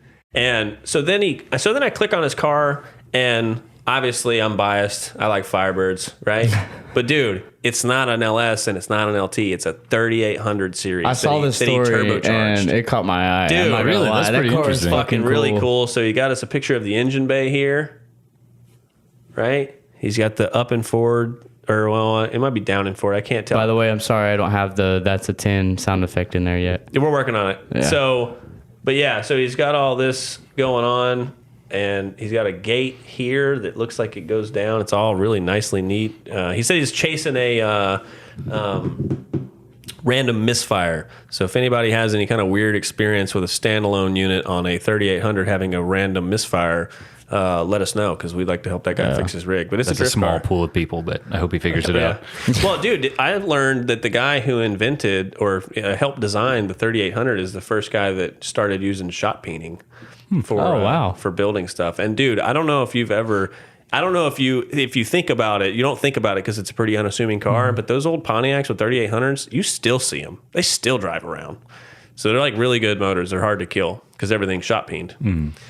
So it's a green Firebird, white wheels. He says it's got custom suspension up front. I remember he said. I'm assuming that's for angle, but I don't know. Probably.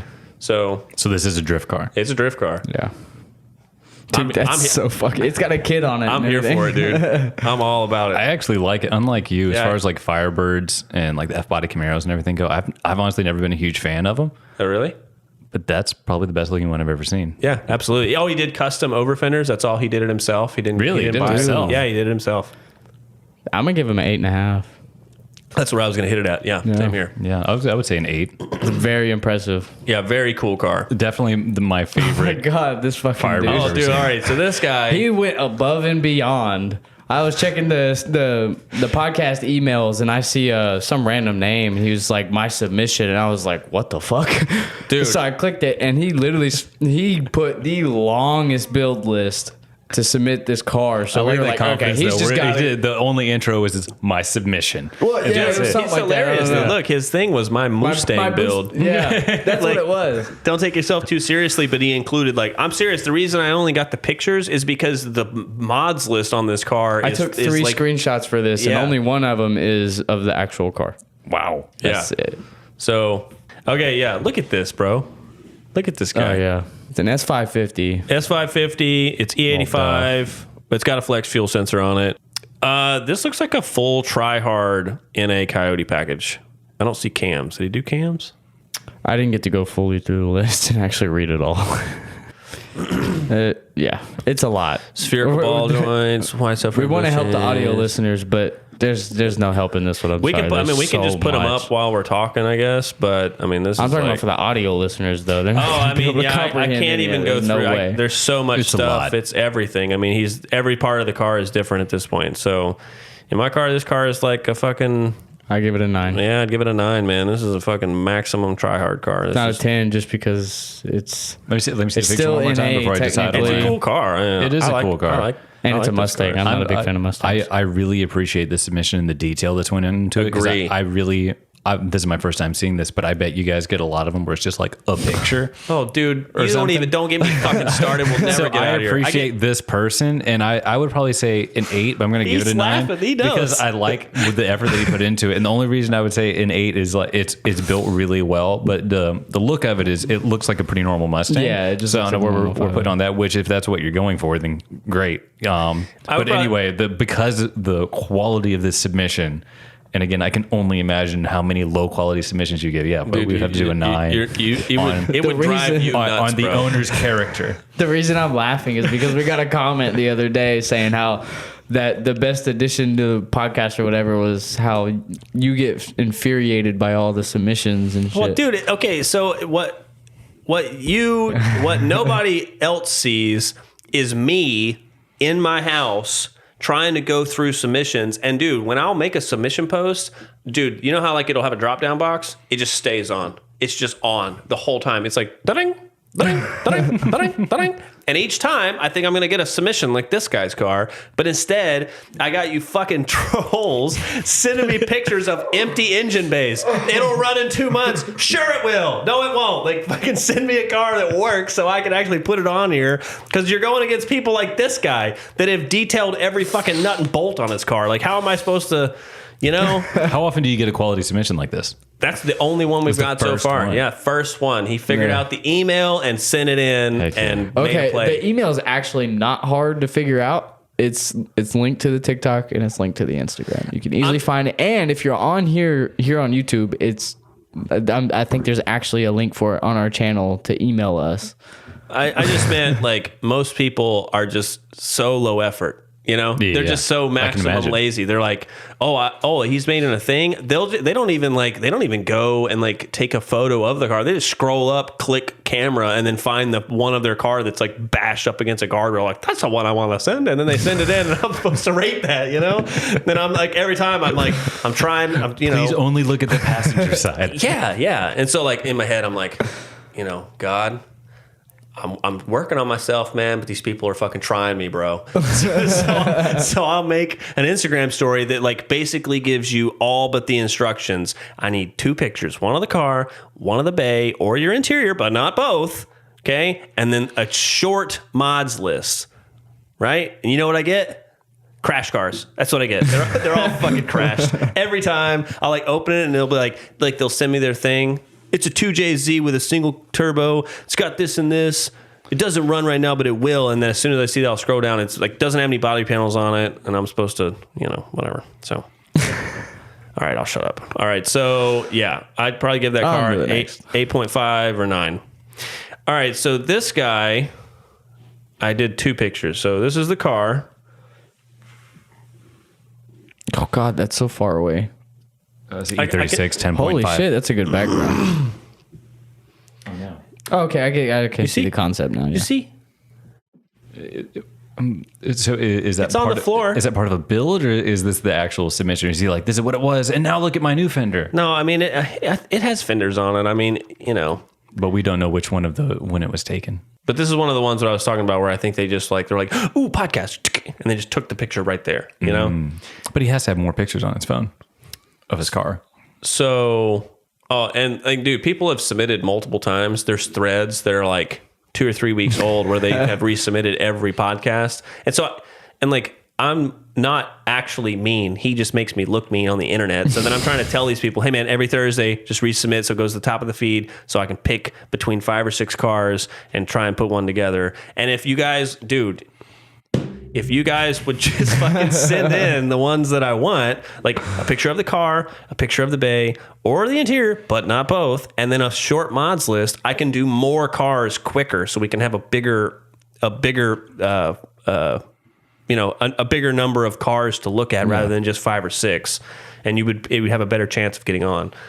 This figuring out what the fuck we're looking at is the hardest part. So plane, I'm assuming. Yeah, this looks like maybe an M50 or an M52, a non-M E36 motor.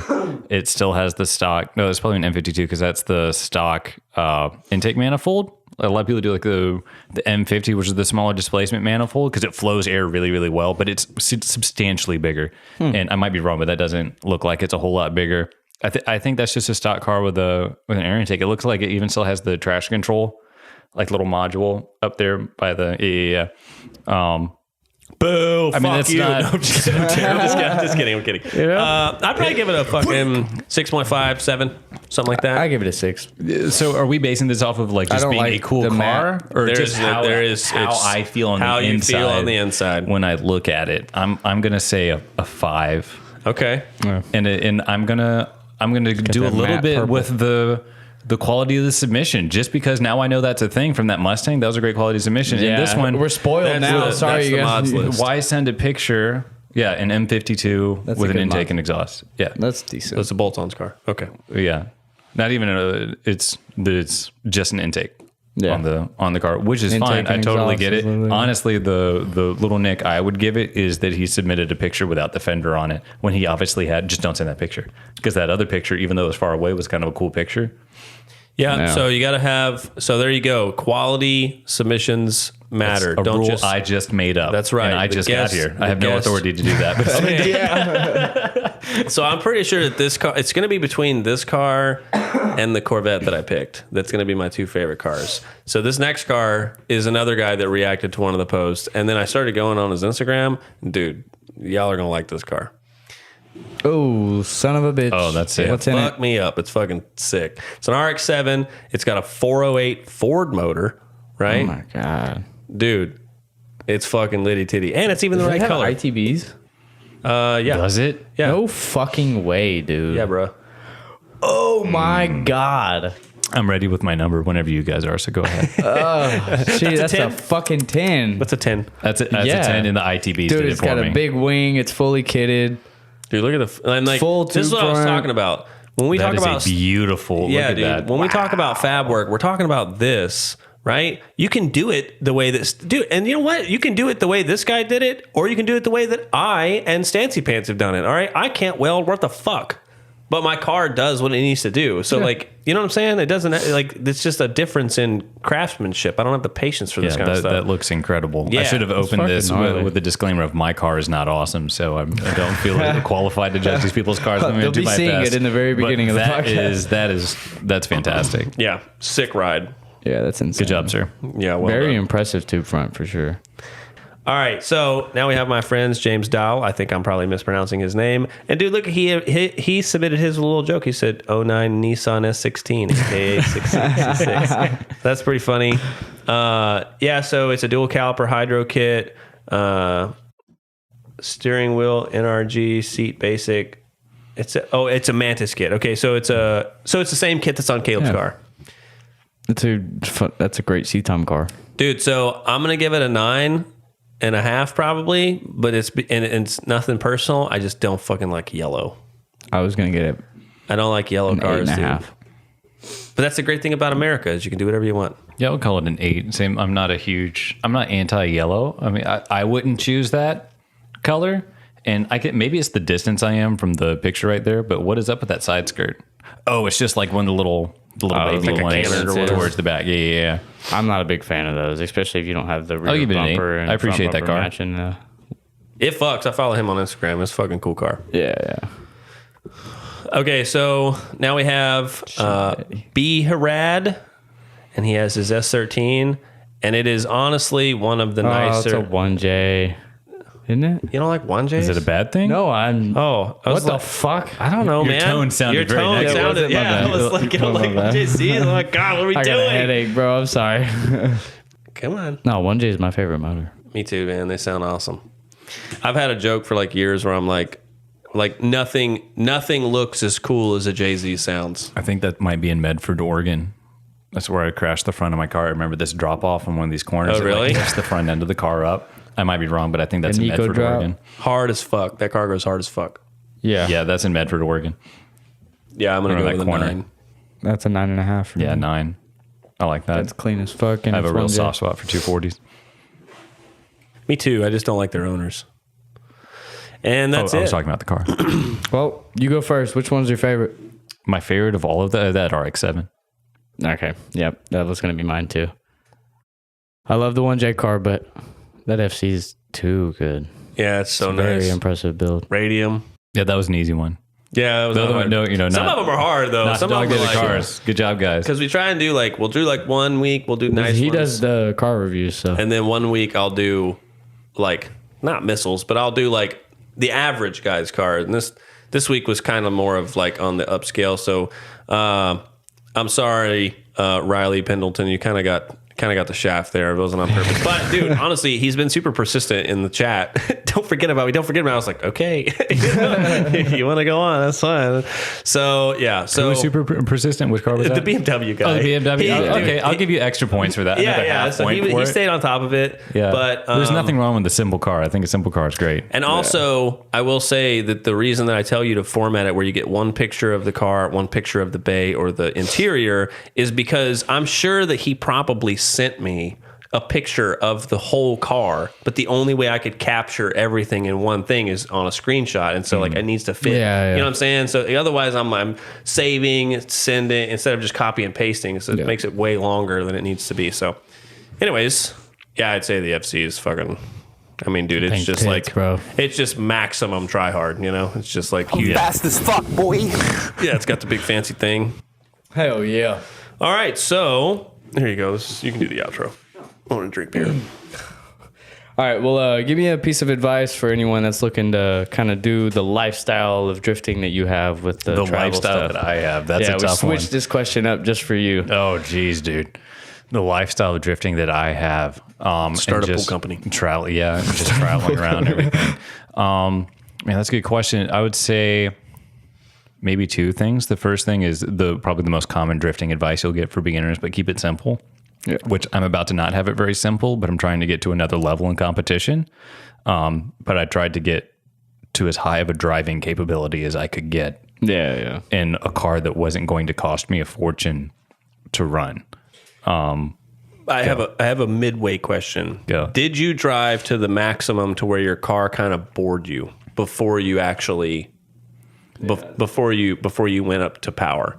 Like when you're not boring, because obviously it's drifting, but when you're just like, man, if I just you reach your potential at So I'll be honest with you, is I'm pretty hard on myself all the time, especially on a driving capability or driving like aspects of it. So I'm always like, well, just be better. It's not the car, it's you. And I wasn't totally sure where I should be, but when I went to that school with Taka, and he's an incredible driver and a great coach, and he will not try to make you feel good about yourself. And it like kind of helped me. I went to him and spent a little while with him, and he was just like, you're at a level that you need about 500 or 600 wheel and to match where you're at. So, and I was like, 50, well, that's 50 events, 50 years. I was like, yeah, 50 years for I'm not a 1 vampire. Might 50 events a year is like the hyperbolic time chamber for and I a haven't fucking. driven, that's just this year that I've had that many. You know what I mean? That's still a lot, man. That is a lot of driving. Yeah. It's a fair amount. I bet I don't have 50 events on my car. In fact, really? I know I don't. No, I doubt it. Yeah, no way. I might have like 20 or 30, maybe. Ever. Wow. I'd probably getting close to that. But that was probably the catalyst of me adding more power to the car, was having somebody Was a really pro tell you need a little bit and more then ass. I spent a lot of time just in like driving theory with him, if not even driving, but understand why a car does certain things and why you need certain techniques and when to use them and stuff. And one of the biggest things was I just didn't have the available wheel speed that I needed, honestly, a lot of times at lower speeds. So I would show up and I could follow a faster car fairly often, depending on the driver and how the car is set up. You know, if it's, I did a competition run with Derek Madison, his pro spec car in Riverside. That's a properly set up car and a proper driver, and he just was so fast in the corner. But your average event or something like that, somebody might have an LS in the car and they're just turning into smoke. You know what I mean? So a lot of times I could try to keep up with them, but a lot of times they're even slower than how fast I was trying to go. So if you kind of imagine like where your wheel speed is on a graph, you know what I mean? Sure. So in that range of where you're still drifting, lower wheel speed typically turns into more forward motion. Mm-hmm. But you increase the wheel speed, you're actually going to like start losing traction at a certain point, which gives you the ability with a lot of power to follow a much slower car. As you can just send your wheel speed way up there. It's actually going to slow you down, but you're still maintaining drift. And I didn't have that ability with my wheel speed. I could Your only margin go was way smaller. So high. Yeah. So I would actually get caught up behind high power cars sometimes, and I would just clutch kicking like crazy, and I couldn't keep up. Yeah. You know, or I would actually lose, like stop drifting. You know what I mean? Yeah. So once I understood how to use it and how it was holding me back and everything, and I'm like, okay, well now I need to add a little bit more start adding a little bit more power. But to go up there and doing just traveling and everything. Sorry, I probably like over explained that way too much. No, I was saying no. I was that was for them. That was good. That was exactly what I wanted. A very informative. Exactly what I wanted to hear, so that other people know what's going on. Because I feel strongly about not overdoing things and developing yourself as a driver. If you love building cars, my brother's like that. My brother is like, he's really into the car himself and everything, which is really cool. So if you're into just building the car or having the car, then by all means do it. But I view it as more of a sport that I enjoy doing, and the car is what allows me to do that. So I honestly don't really have any, like I have an E36, and through just what it's been around, I have had like BMWs for track cars and stuff, but it's not like I care a whole lot about BMWs. It's just been the tool that I've used in this, and it's worked pretty well. Yeah. So that's how I view it. And so I just like to try to keep it as simple, not tons and tons of power, because you can get a lot done without a ton of power. And you can't make a lot of mistakes because you'll be punished for your mistakes. If you over rotate or something like that, you don't have the power to try and make up for it. It's the same thing in grip driving, but that's why, if you're looking at grip driving, I don't know if they still do it, but back in the day, you'd have guys driving Spec Miata or something like that. You pull a guy for an IMSA team from Spec Miata and you put them in some high power car, the teams didn't hesitate to do that. It'll take them a minute to get used to the power, but that's a high quality driver in a very tight field. If somebody's like winning SCCA nationals in a Spec Miata or something like that guy's ripping. Yeah. And he's good. And you can put him in a faster car. So that's kind of how I always looked at it. So I would say, first of all, keep it simple to try and keep your operational costs down. Because it just, if you're spending outside of your means, it's just going to be stressful and you're not going to want to do it. And then you'll regret it, you know? So I would say that. And then also the other side of it is a lot of travel. What I do, I have a very specific situation because I have kind of a business set up that I just happen to be able to go. I mean, it could end at any point, you know, if I had 2 guys get sick or something and stop, I got to go back and start working on pools, but it is what it is. And so having some kind of a job that would allow you to travel and not be super stressed out about it. And then tailor whatever your car situation is, whether it's a NA Miata, whatever it is, it allows you to do it if that's what you want to do. Yeah, we're big advocates for do the most with what you have. Yeah. Yeah. And I'm like I was saying before, I'm judging these people's cars. Like my car doesn't look awesome. I just got it painted, got the over fenders. I have like an awesome livery design by livery to livery, and he just nailed it, dude. I mean, it's like the detail and stuff is awesome. Yeah, I do. I have it up on my Instagram. I can pull it up here in a minute. But you just send it to us and we'll put it up. Yeah, I'll send it over there. But it's hard to see in the picture. But like some of the, I guess you call it like some of the stripes on it, the bigger ones, when you get close to it, it's like a topography map. And then it's like travel themes. Hey, you know, it's very pretty cool. It's not on there fitting. yet. It should be delivered to Willow Springs about a week and a half when I'm there, and we'll try and my wife and I will try and put it on. I've never done that. My buddy John helped me wrap the car once. So. These are individual stickers. Which is why I painted the car. These are individual stickers. So I think it'll be time consuming, but I figured for like damage and everything, it'll be a little bit easier to fix. But anyway, so and not being stressed out about messing it up. You know, because you can't have that in the back of your head if you're trying to like really push your driving ability. Mm-hmm. It's hard to do that if you're like, oh man, I just got my car painted, or I just got this like super sick body kit, and it's just gonna get trashed. You know what I mean? He's attacking me right now. That's what's happening. But anyway, yeah, keep it simple. And then if you're traveling full time, that's an individual person that's a situation. Yeah. We meet a lot of people who travel full time in their RVs, and it's honestly, my wife and I wish we'd done it sooner because it's just cool, and you get used to your living situation, you know. And it's seriously no marital qualms, none. Not really, but we get along really well. What happens if you argue? I mean, you argue. What do you mean?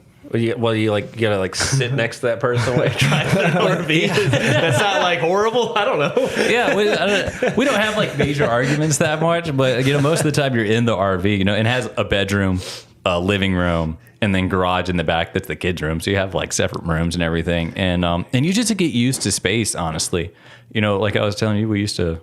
What is it? What is that? Oh, it's the cat fucking with the door again. We used to travel for fun, you know, especially before the kids were born, and we did a few trips to smaller places. Dude, right Sorry. Now. It's all good. Keep going. We did a few trips to, anyway, you go somewhere, it's like a tiny little apartment or something like that. You're showing up, and you walk in, you're like, oh my God, this is so tiny. Yeah. But in like 3 days, it just is where you That's where your stuff is, where it is. So honestly, you just get used to different living situations. And I kind of like the simplified. It would be a simplified living situation if I wasn't like dragging a drift car everywhere. That kind of complicates it. Yeah. I envy that. I think that would be awesome for me because I'm kind of a caveman. I would fucking live in a cardboard box if my car was cool enough. But I have this want and desire in my biology to have a girlfriend. And so like I need a house and shit. But if I could convince her to do that, that would be like... whatever you want to do. You want to go see the Grand Canyon? That's fine. Let's do that. That's fine. You know? Yeah, it's interesting. I'll find an event. And it's space too. You know, I mean, there's a lot of modern RVs. I mean, it's nice. You know, I have like a decent kitchen with an island and, you know, queen size bed and, you know, I have what I need, and it doesn't feel like I'm living in a trailer, basically. You know, even though I'm literally living in essentially a glorified car trailer. But it's nice. Honey. We're gonna sell the house, and I'm gonna buy a camper trailer and a 3500, and we're gonna go drive around the world. There you go. Yeah, done. If you don't move around a lot, it really saves on cost. I think this year we might not go fully cross country again. So I want to try and do like clutch kickers and a few of those other things. So we might go up and down the East Coast, maybe out west a bit. But not moving every 2 weeks significantly would reduce costs. So if someone was looking at how do I do that, not moving around as much as I am, that would make a decent difference. And whether if that allowed you to do it, then you're good to go. Well, hell yeah. Hell yeah. All right. Well, if you ever want to start traveling and drifting at the same time, hit him up. He'll tell you how to do it. Like I said, it's a hard thing to give advice on, but I'll do what I can. But all right, well, support the podcast and go down in the description and click on the circleofdrift.com link and grab some merch. If you can't do that, liking and subscribe helps just as much. But we just hit 3,000 subscribers by the time this video goes out. So cheers to you guys. Y'all are killing it. We really appreciate it. But that's it for this one. Thanks, and we'll see you in the next one. Peace. Deuces. Goodbye.